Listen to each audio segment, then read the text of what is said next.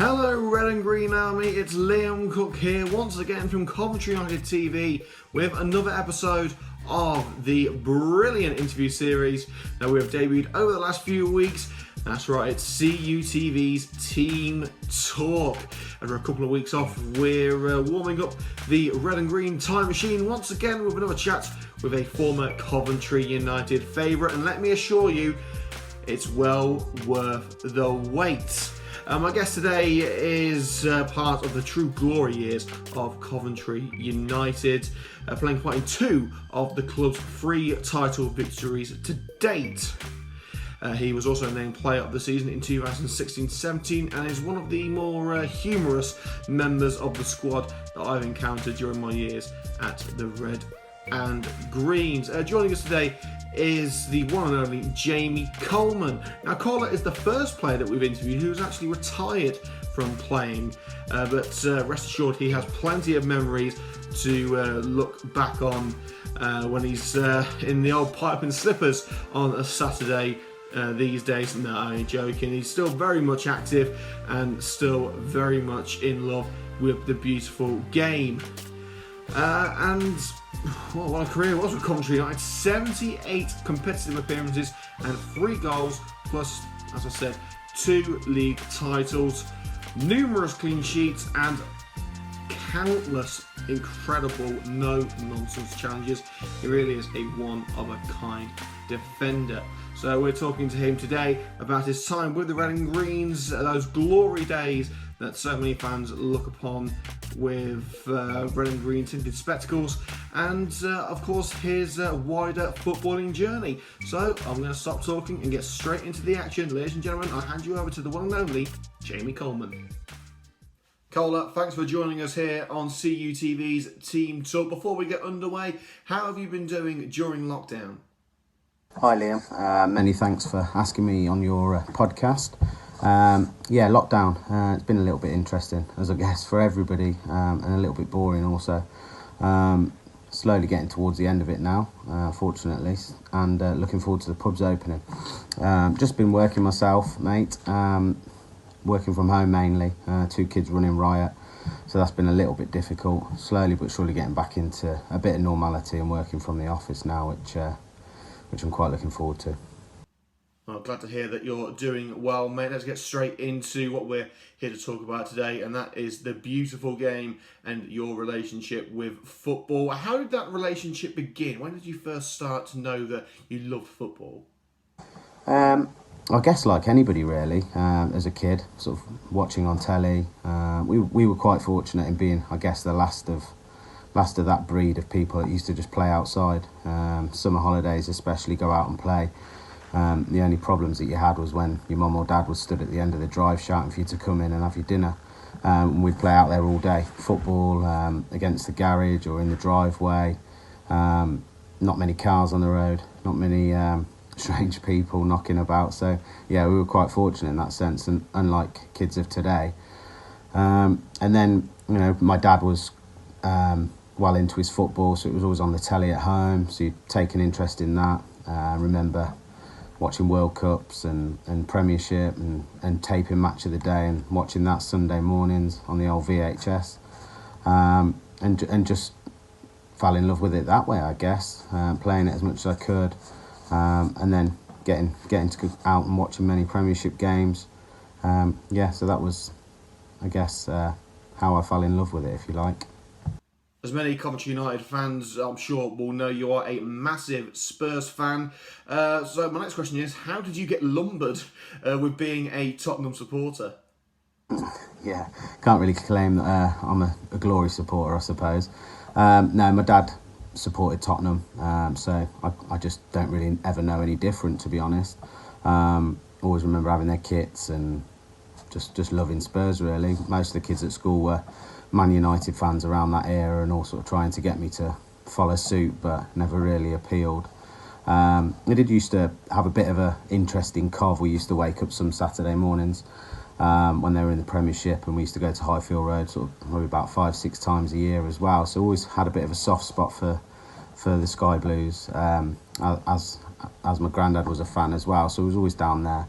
But yeah, we I remember going to Highfield Road as my first game to watch them against Tottenham, and funny actually that Peter Unlove scored, obviously Brian's brother, so resulted in a 1-0 win for Cov, and remember leaving not very happy. I think I was about 7 or 8 crying, I think so. But yeah, that's been a bit of a long story of being a Spurs fan, really. Crying, don't seem to have much joy.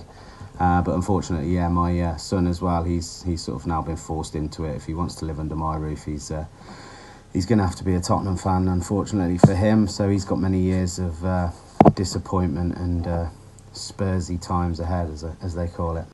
Of course, for some, simply watching football isn't enough, and it was the same for you.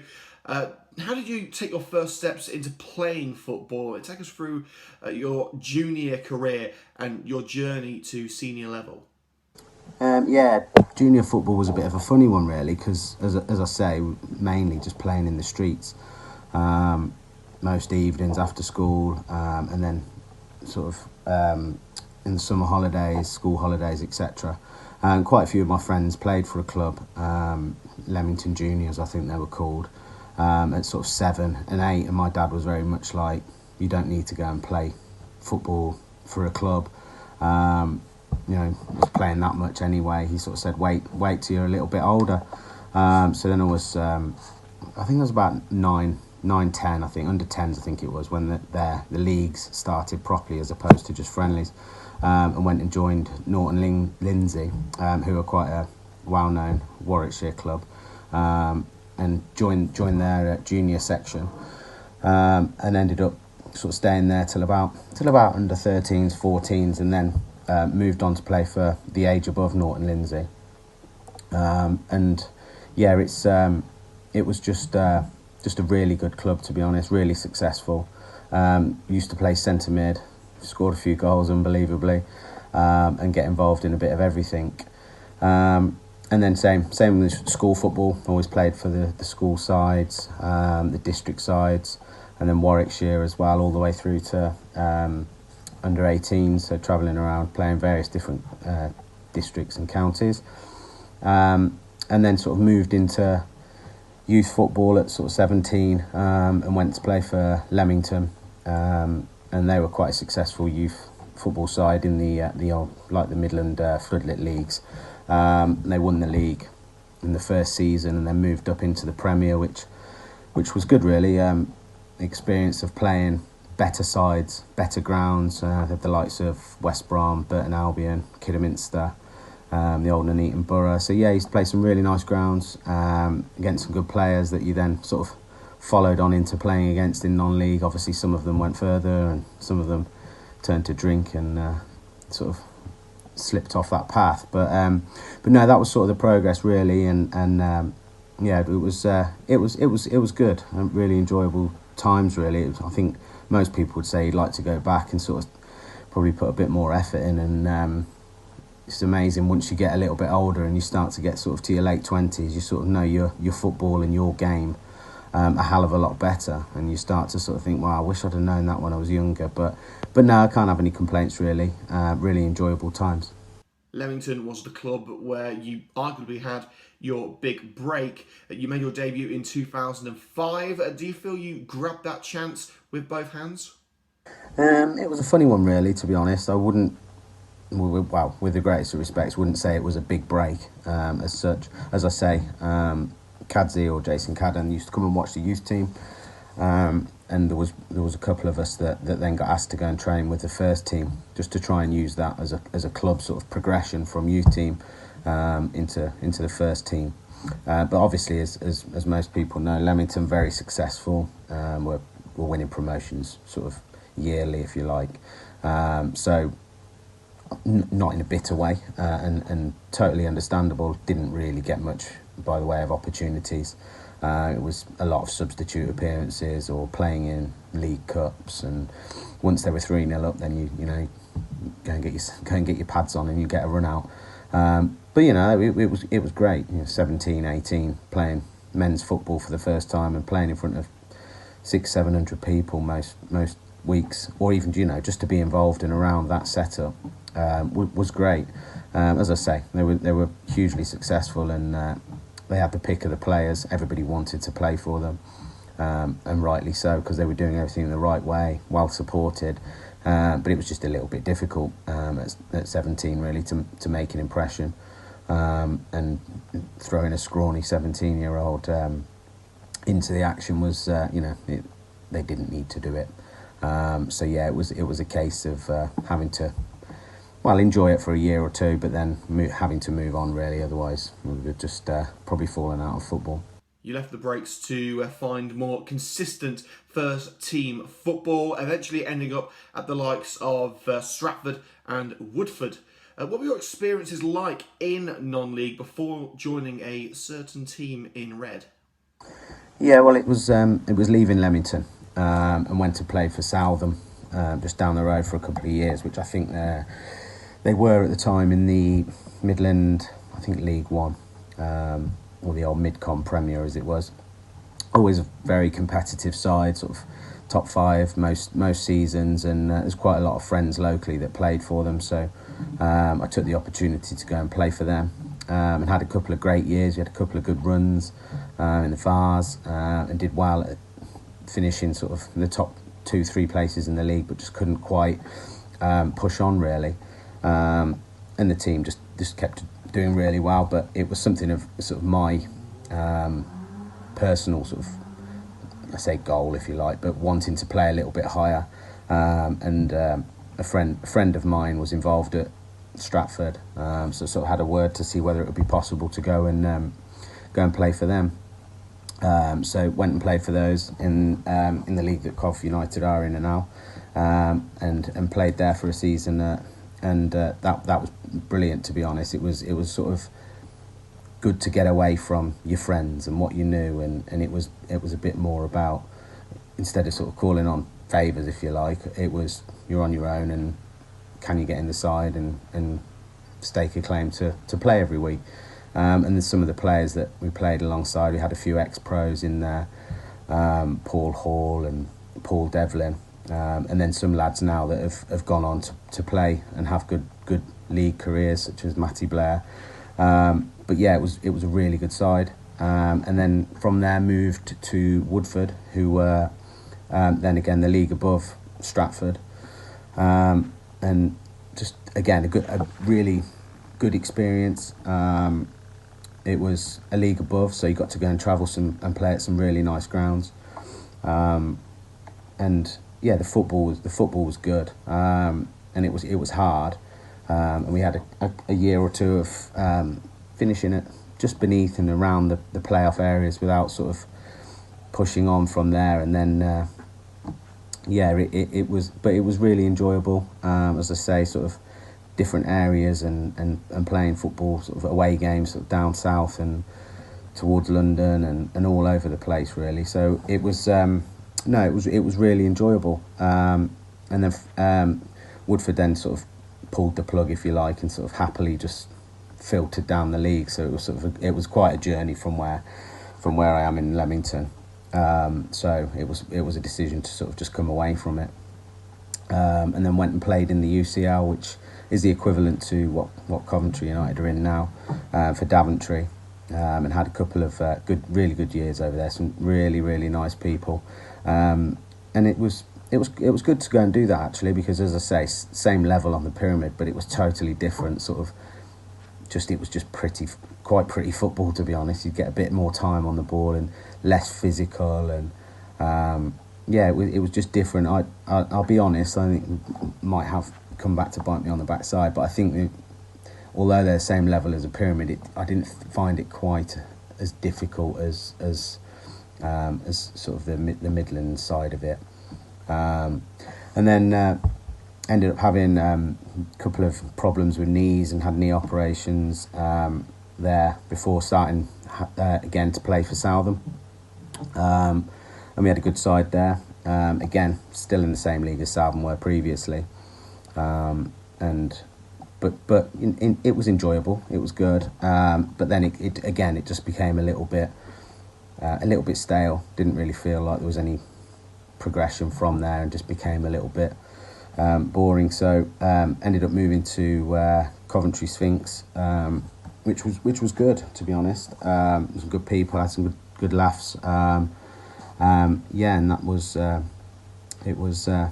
just about before sort of joining Coventry United. But yeah, no, some good times. During the 2014-15 season, you made the switch to Coventry United, who at the time were playing in the MFL Division 2. And a side who were on their way to their second consecutive league title in just their second season in existence. How did you switch to Coventry United? How did it happen? As I was saying, I was at Sphinx at the time, which was not one, two, maybe two leagues above where Coventry United were at. But I was sort of one of these people that used to be a bit busy, I suppose you'd call it, and have a look at results and newspapers, and have a look online and see who was playing for who and that kind of stuff. So I'd known about Coventry United, haven't seen that they'd started up a side, and it was a bit of a surprise, if you like, to see Dan Stokes playing for them and scoring goals, because I'd played with Dan at Norton Lindsay sort of right from the under 10s, and he used to score goals for fun, and sort of thought he'd disappeared off the radar, if you like, with the greatest respects to him, and then sort of saw his name pop up at Cov United. So that was a bit of a, have a look and bit of interest there. And then prior to joining Sphinx, we'd played at the Cage against Coventry United for Southam, and as I say, with Southam had quite a good side, to be honest, and we just about beat Coventry United. But it was one of those games where you kind of thought, we knew that Coventry United were good and up and coming, and sort of did we think, oh well, they were maybe could sort of run before they could walk, but they were very good on the day, and there was probably a bit of gloating, if you like, for winning, but it was probably a bit more relief the fact that we hadn't been embarrassed. But yeah, as I say, was at Sphinx, and I did enjoy it at Sphinx, made some good friends, some good people there, but I was the only one, if you like, from Leamington, so it started to get towards about Christmas time tiresome, driving to every away game on my own. Home games, sort of 20 minutes or so, 25 minutes, it wasn't so bad, but every home game, every training, every away game just on your own, and it's obviously, as you know, some of the away games can be quite far as well, and it just got a little bit tiresome, as most lads will know, sort of non-league football. You have a good laugh in the car, a lot of stories that go on, and the crack that you can have. So I just felt like I was missing out a little bit, and Josh Blake had just left, I think Daventry, along with Josh O'Grady and Martin Hutchcox as well, who was all good pals with, and they just sort of lent on me a little bit, as lads do, and sort of said, well, do you fancy it? We could do with a centre half, which I had been playing left back for Woodford, Stratford, and then Sphinx as well, but at Sphinx then sort of filled in occasionally at centre back, and with the greatest respects thought, well, if I'm going to drop down 2 leagues and they need a centre back, I should be able to do a job there. So yeah, that's sort of how it came about, and I think then the lads had a word with Edwin, because I know that they were, as I say, looking for a centre back. I think, if I'm right, Edwin and Marcus came and watched a game or two, and then put in the 7 days, and then we had a chat and got on well, and as I say, it was something I wanted to do.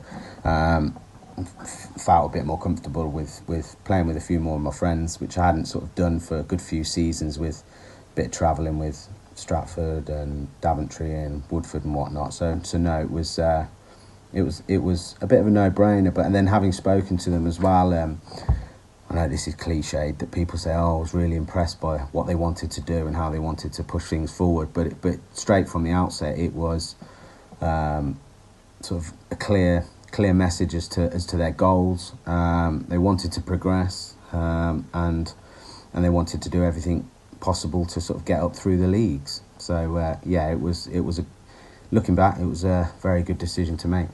While I'm sure United were a attractive proposition, of course the Red and Greens were a few divisions further down than the level that you were used to. Was it a tough call to make to drop a few divisions? Yeah, because you always get these his comments. Oh, he's gone down there for the money, and yeah, it's easy to say that, and we've all been guilty of saying that.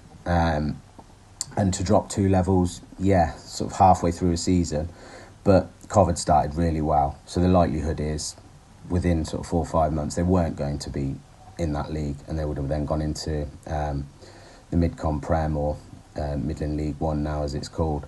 So the likelihood is it wasn't a case of, oh, you were dropping down 2 leagues and you're going to be stuck down there. And the players they had and the ambitions they had, they were always going to come up a league. But it was then, you know, could you push on more from there? But I guess, yeah, I suppose you do sort of, in the back of your mind, sort of think, well, you're always going to get someone making comments about it, and it goes on now, and it will always go on now, you know, it's money, all this sort of stuff. But it was great, it was brilliant, it was enjoyable, and as I say, even playing at some grounds in the lower leagues that I hadn't played at before, and don't get me wrong, you turn up to 1 or 2 and sort of think, could feel a bit Sunday morning like, but once the game started, it's a game of football, and everybody, I don't care who you are, loves winning games of football, and you know, you sort of can throw that one in as well. It's a bit boring winning all the time, but it wasn't, because the people were good, the lads were good, and you say dropping down, you drop down to play in a side, as I said previously, with obviously Josh O'Grady, Josh Blake and Martin, who were the new lads as well at the time. But some of the players that Cov United had could go in the brackets of some of the best non-league players that I've played with. You've got like Ben Valance, just with the respects to Ben, he was just an 8 every week. He's just never had a bad game. He was just so consistent, quick, strong, quite quiet, but just went about his business. Then you had Pierre on the other side, who's just cracked me up. It was just carnage, like free flowing, just got involved, but just very talented. And then you've got Gift in the middle, who's sort of, I think he's probably about 17, 18 at the time, just smashing blokes all over the place, too strong for them, good on the ball, far too good for that level, running around squealing like he used to at training, and far too excitable. And then, you know, Rob Prinzel as well, another really good player. And then you had Coxey captain, who, for me, is probably one of the best that I've played with for like work rate. Just, he'd 2-foot a car just to try and win a ball. He's just a joke. So good in the air, score important goals all the time, good with either foot. So yeah, you just say, oh well, you're dropping down a couple of levels, what are you doing that for? But some of the players that were already there were just far too good for that level, that's right, but it's good to play with them as well, to be honest with you, Liam. A very special time for Coventry United. You were part of 2 title-winning teams out of the 3 United have won today. Just how special was the team in that era? Yeah, it was great. I think the first league that we won, it was great, but part of it felt like, wow, we'd only done half the season, so you didn't want to sort of lean on that too much and sort of say, well, we did that, because, as I say, the names that I'd mentioned previously had put in the foundations and all that groundwork for that success. So that was good. And then obviously moving into the league we moved into, the likes of Leicester Road, Hinckley, Bromsgrove, obviously, who've gone on to sort of, well, be rivals for quite a while, and then obviously flown up through the leagues relatively quickly. But there were teams like that, and then they were spending some good money, and they had some really good players. So that season, to be honest, was brilliant. Probably one of my favourite.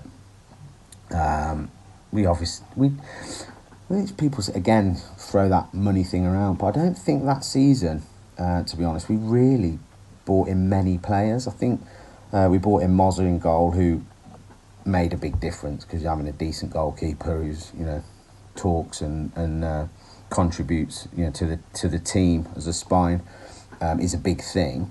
But then there's maybe 1 or 2 other lads that maybe doing a disservice of, but I don't sort of remember thinking, oh, there's a big name signing or spending a lot of money to go for someone like him, but we just had that, you call it the like the habit of winning games of football had carried on from the league below, and we started off the season, flew out the traps, and just kept winning games of football really, and then to get promoted the first time of asking, going back to Leamington. I remember Leamington didn't do that. They couldn't do that. It took them a couple of years to get out. Look at Bromsgrove. You look at Hinckley, still stuck there now. It is some achievement, to be honest. You won't get many sides going into that league from the league below and just bouncing straight out of it. It's one to look back on and just think, yeah, it was just really good times, great memories, great games, wins, some controversial moments, some funny moments, but yeah, on the whole, definitely look back on that as one of my favourite years, I think. The United squad really was a close-knit group, just like it is today. But you had a very special link with players such as Josh Blake, for example. Was it beneficiary to play with a group of lads that you were so close to? Yeah, I think so. Yeah, it's always nice to play with your mates, and a team spirit can get you a lot of points in the season. You're prepared to run through walls, as they say, for your mates. But you at the level that we were playing at, most lads obviously work 5 days a week. So when the weekends come around, you want to enjoy your football, and you can have a laugh en route. Same in the dressing room. Obviously, it does get serious, and everybody's got that competitive edge that they want to win games of football. But yeah, having close friends, and Josh was one that I'd met Josh about 17, I think. At Leamington, and one that we just, even to this day, remain really close friends. Same with Mozza, and you just people like that. You just sort of think, like, as I say, you've been at work or at home, and it's your release to get out of the house and play a sport that you really enjoy. But you're seeing your mates as well, so you have a good laugh and take the mick out of each other, and a few little antics in the dressing room. It's all good, and then you see your friends on a Saturday going in for tackles or you're helping them out. It's just a nice environment to be in, and it, as I mentioned previously, it does it gets you extra points through the season. You'd be surprised that the occasions where you come away from a game on a Saturday and think, God, we were awful today, but how have we won that? But because you have that mentality that we're a team, and you work hard for one another and put a shift in, and then as a result, you can achieve good things, really. Edwin Greaves was the man who brought you to Coventry United, managed you during your first year with the club. What were your first impressions of the gaffer, and how did your relationship develop? Yeah, that's right. Edwin was the one who signed me, following on from discussions with obviously the lads that were already there as well. It obviously lent on them to ask if they knew of anybody that could fill in that space that he was looking to fill, and yeah, we got on really well. Really nice guy, and obviously did really well, and fondly remembered at Coventry United for everything that he did. Our relationship though was fine. Yeah, no different to the majority of managers, and yeah, we got on well. I guess on occasions he would.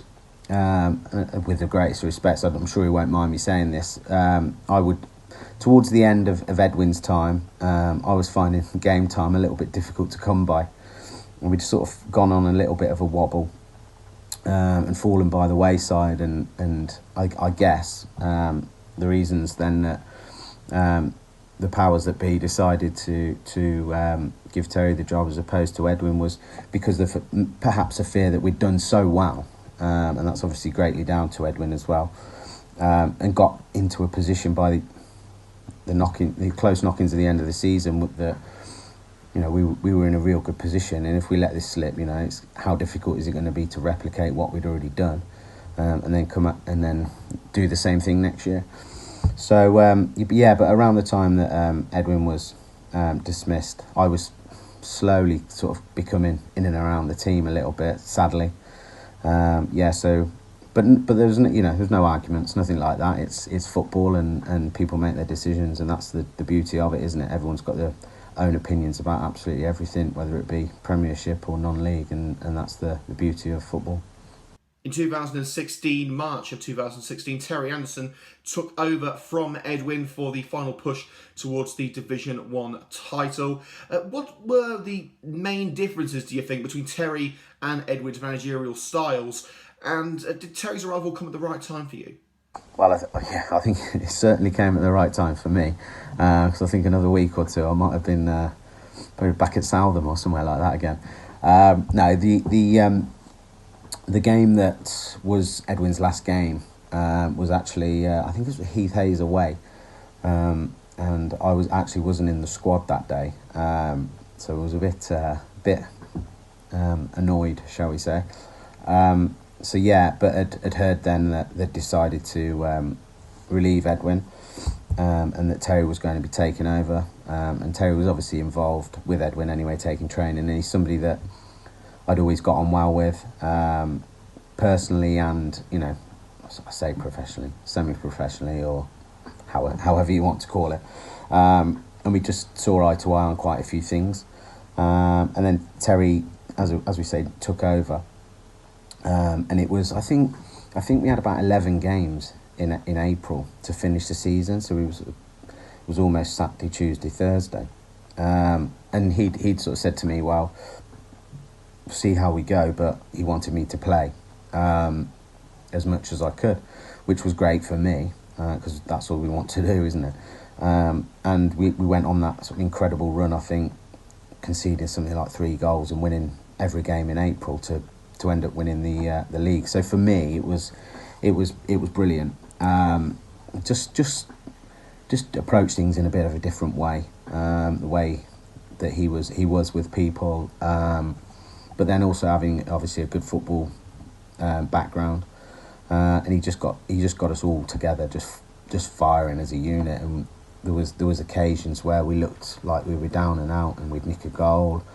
Not that you should be sort of bigging these kind of things up, but remember Nuneaton Griff at home and the antics that went on at the end of that game, and a sort of a mass brawl ensued, which it's not great for football, but you sort of win the game and see everybody is just got each other's backs as a unit, and you just sort of look around and think it's a team, it's everybody's fighting for the same cause. And I know literally it's probably not a great thing to sort of big up, and that's not really me, to be honest, but yeah, he just got everybody singing from the same hymn sheet, and yeah, it was good for me, to be honest. You competed in nearly 80 competitive outings during your time at Coventry United, so there's many memories I'm sure you hold dear, but talk through some of your favourites. To repeat what I said, winning the Midland Com Premier, I think it might have been called then. I know I keep saying that, but I can't really remember. I keep changing the name weekly. But that last month was just brilliant. Just couldn't wait for games to come. You looked at it from the outset and saying we've got 11 games in a month. You think, I can't be bothered with this, or pitches are hard and get the friction burns and sticking to the bed sheets and all that kind of stuff. But when you've got something to play for and you're just enjoying it, I think we could have probably played 4 or 5 times a week, and I think we'd have still done it, because we were just loving being there. It was a great atmosphere, fun to be around, and we were playing good football, and we were winning, like I touched on earlier. Tell me someone who doesn't enjoy winning games of football, and it was yeah, without question, just a great memory. And then you had the last game of the season at Studley, and the loyal fans that go and follow everywhere and scream and shout were rewarded, and it was a good day. Really enjoyed it, and you still sort of see the photos pop up now and again, and you just think to yourself, yeah, it was really good to be involved in, and yeah, great memories. And there were some pretty spectacular performances from yourself too. What did you feel was your best game in a Coventry United shirt? That's a bit of a tough question, really. Probably all of them. I'm only joking. No, I'd probably say I think the first game after we'd won the league and we went up into the league that Coventry are now in now.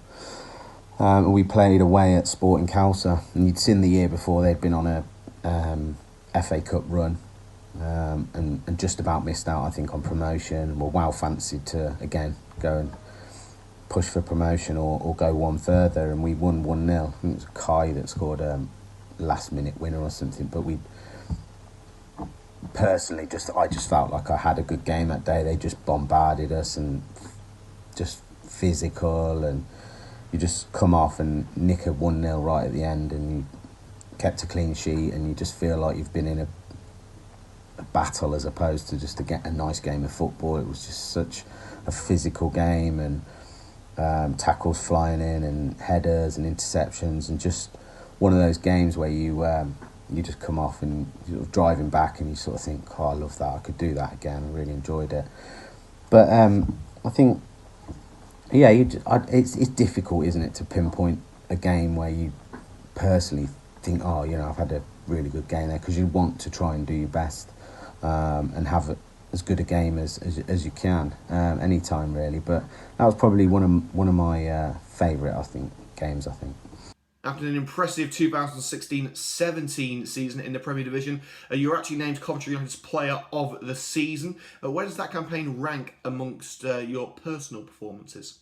Yeah, that was it was nice to receive that award, and it was a strange season really for me, because we'd obviously Kev Thornton had joined. I think we got Ben Mackey, which didn't really work out. But I think everybody knows how good a player Ben Mackey is. Mikhail Beckley as well. So we'd had a bit of a go really, but the season, it didn't really start off as well as we'd have liked, and we sort of stuttered a bit and didn't quite find our feet, find our best side, if you like. And then I think it must have been around the October time, maybe a little bit later, that I had injured my knee again, the one that I'd had an operation on, and was really struggling with it, and the results continued to sort of be a bit indifferent.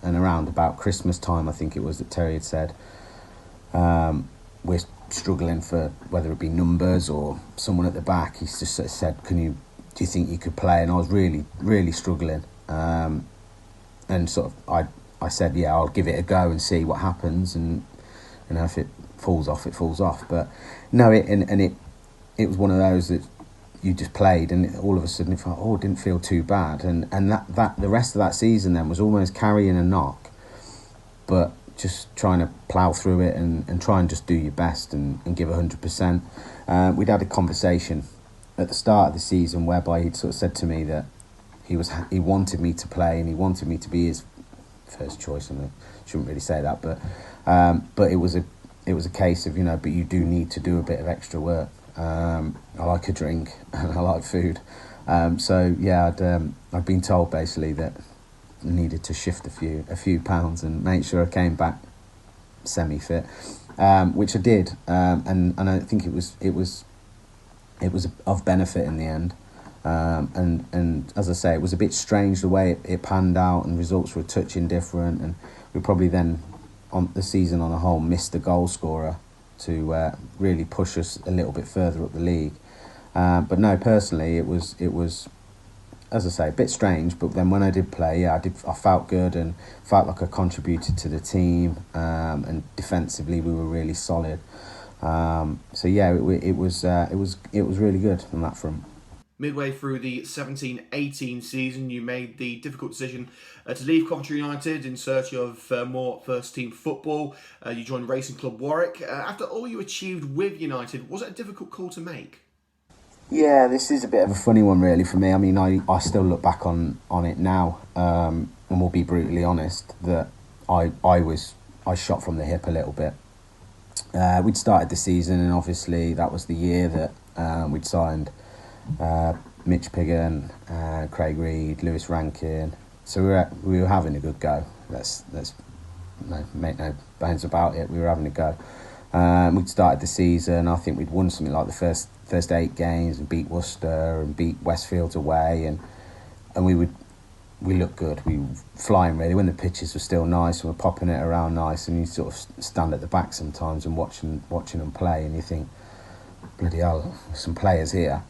And then we played, I think it was Corn at home, and been having a bit of a ding dong with the lad up front all game, and we ended up winning 2-0. But I stupidly lost my head, if you like, and put in a bit of a naughty tackle, and rightly got a second yellow and got sent off. And it was silly.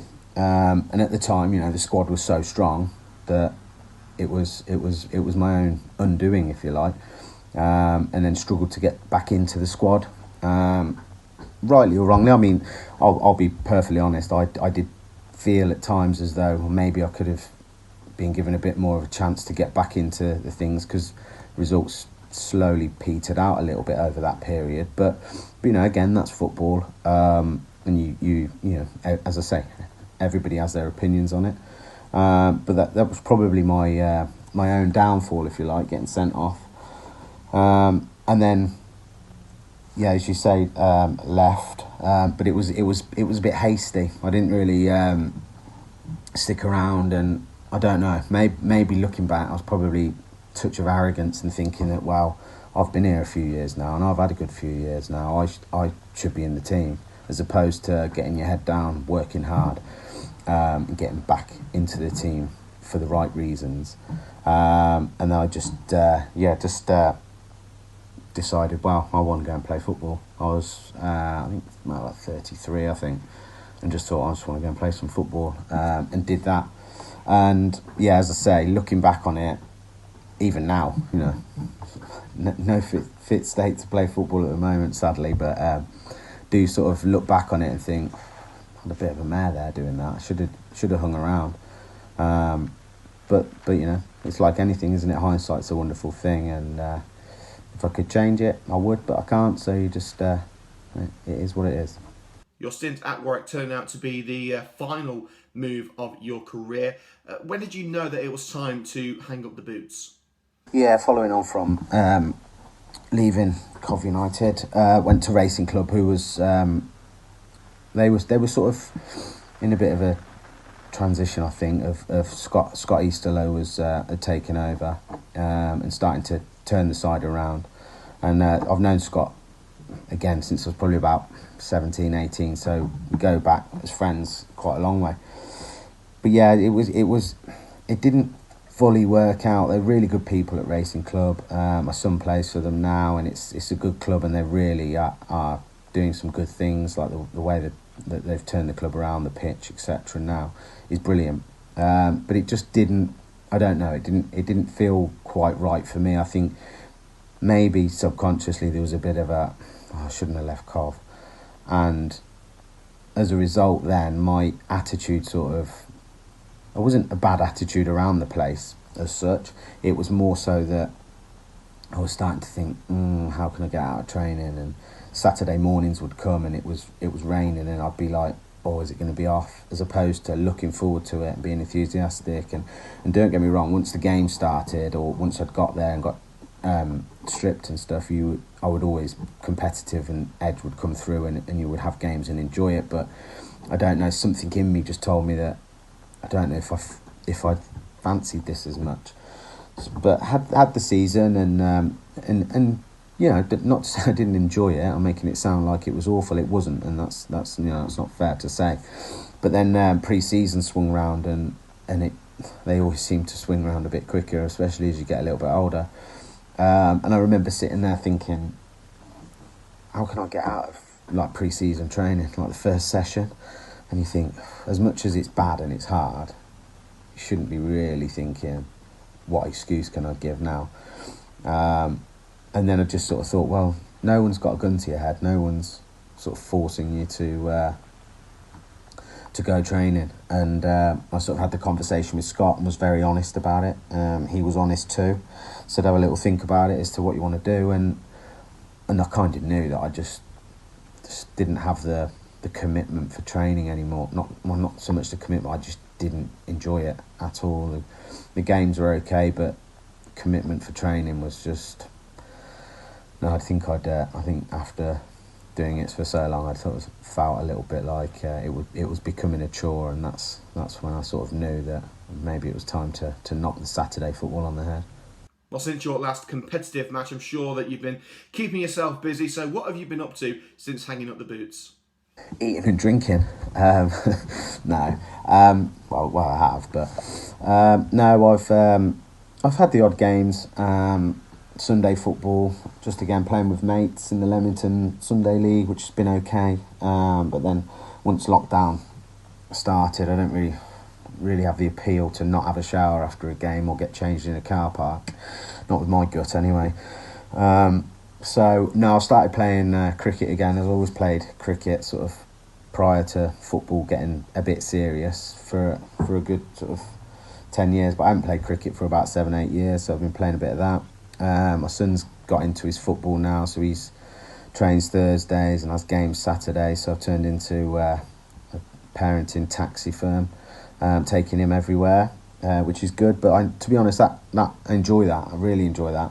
When he has a game on a Saturday, it almost makes you feel a bit like there's a bit of a love coming back for it, because you're sharing something with him and he's enthusiastic about it.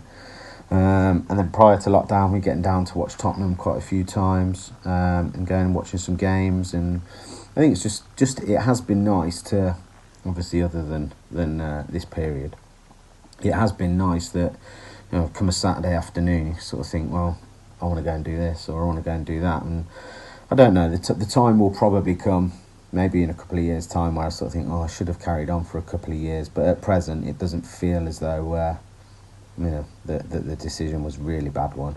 As I say, probably I could have stuck it out a bit longer at Coventry United instead of acting like a bit of a baby, if you like, and throwing the old toys out the pram.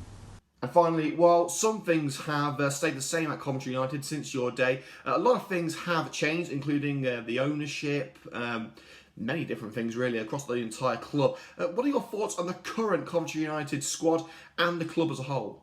I went and watched Coventry United at Racing Club, as it's local to me, not so long back actually, and was massively impressed with the side. Young, quick, all look like a team, and I think, again, I don't mean this disrespectfully, but looking back at when I left, you obviously always look at results, and I don't know if maybe Terry might agree, might not, that it looked a little bit disjointed and he couldn't quite get the right balance.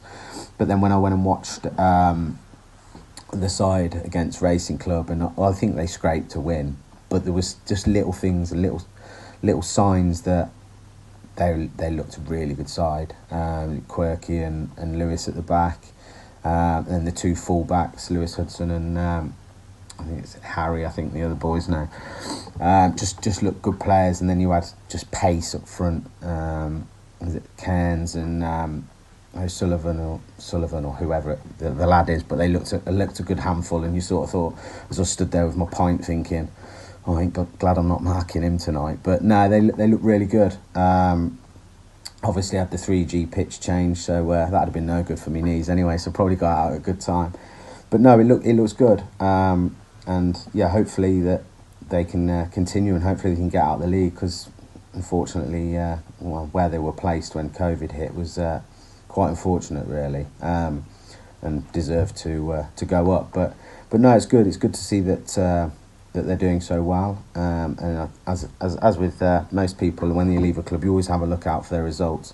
And I will be honest, it's not one of those results that I look out for and sort of say, oh, I hope they lose. There's one or two clubs like that, but then definitely not one of them.